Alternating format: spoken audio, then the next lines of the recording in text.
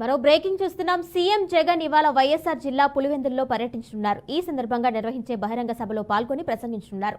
అనంతరం పులివెందుల అసెంబ్లీ స్థానానికి నామినేషన్ దాఖలు చేయనున్నారు. ఇందుకోసం గురువారం ఉదయం 7:45 సీఎం జగన్ తాడేపల్లిలోని తన నివాసం నుంచి బయలుదేరి వైఎస్ఆర్ జిల్లా పులివెందులకు చేరుకుంటారు.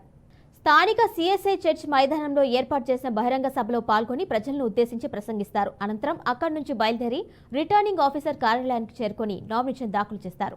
ఆ తర్వాత బాక్రాపురంలోని తన నివాసానికి వెళ్తారు. కొద్దిసేపటి తర్వాత అక్కడి నుంచి బయలుదేరి తాడపల్లి చేరుకుంటారు.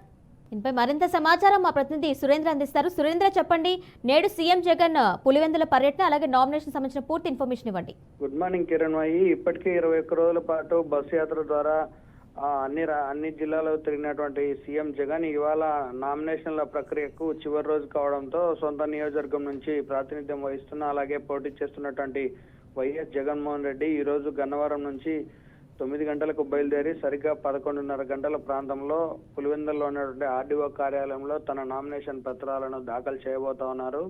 దానికంటే ముందుగానే కడప ఎయిర్పోర్ట్ నుంచి ప్రత్యేక హెలికాప్టర్లో బయలుదేరి బాగరాపురం చేరుకొని అక్కడి నుంచి ప్రత్యేకంగా ఏర్పాటు చేసినటువంటి భారీ బహిరంగ సభలో కూడా పాల్గొంటారు. అక్కడ ప్రజలను ఉద్దేశించి మాట్లాడబోతా ఉన్నారు. అంటే 5 ఏళ్ల తర్వాత మళ్ళీ రాబోయే కాలంలో ఎన్నికల తర్వాత ఏం చేయబోతున్నాం అనే సంకేతాన్ని కూడా పులివెందుల నుంచే చెప్పబోయే ప్రయత్నం కూడా జరగబోతా ఉంది. ఇప్పటికే అక్కడ వైఎస్ జగన్ తరఫున తనకున్నటువంటి వైఎస్ ఫ్యామిలీ కుటుంబ సభ్యులు అలాగే వైఎస్ మనోహర్ రెడ్డి కూడా ఒక సెట్ నామినేషన్ కూడా దాఖలు చేశారు. ప్రచారాన్ని కూడా ముమ్మరం చేశారు. ఈ రోజు నామినేషన్ల ప్రక్రియకు చివరి రోజు కావడంతో మరో సెట్ దాఖలు చేయడానికి స్వయాన ముఖ్యమంత్రి జగన్మోహన్ రెడ్డి పులివెందులకు చేరుకొని అక్కడ తన నామినేషన్ పత్రాలను రిటర్నింగ్ అధికారికి సమర్పించబోతా ఉన్నారు.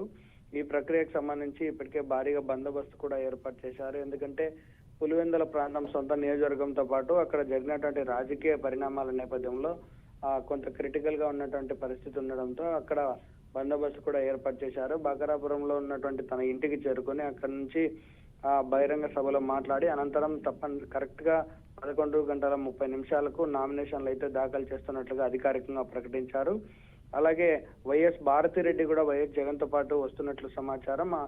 ఆమె ఇక్కడే ఉండి ఎన్నికలు ముగిసే వరకు ఇటు ముఖ్యమంత్రి జగన్మోహన్ రెడ్డి అలాగే పులివెందుల అసెంబ్లీ అభ్యర్థిగా ఉన్నటువంటి సీఎం జగన్ కి అలాగే ఎంపీ అవినాష్ రెడ్డి కోసం ఇద్దరికి కోసం కూడా ప్రచారం కూడా చేయబోతా ఉన్నారు.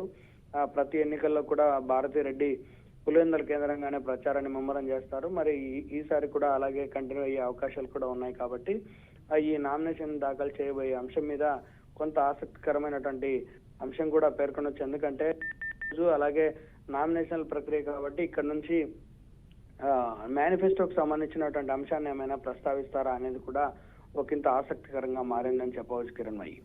అయితే సురేంద్ర, పులివెందులలో జరిగేటటువంటి బహిరంగ సభలో సీఎం జగన్ తో పాటు భారతిరెడ్డి కూడా ప్రసంగించే అవకాశం ఉంటుందా?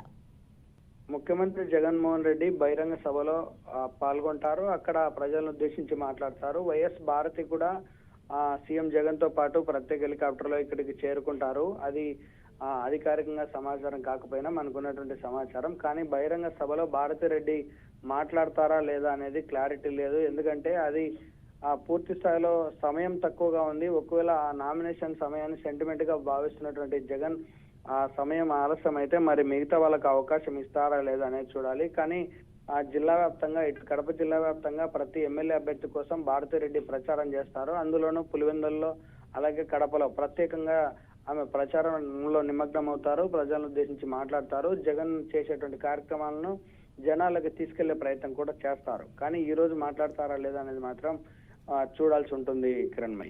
Right Surendra, thank you.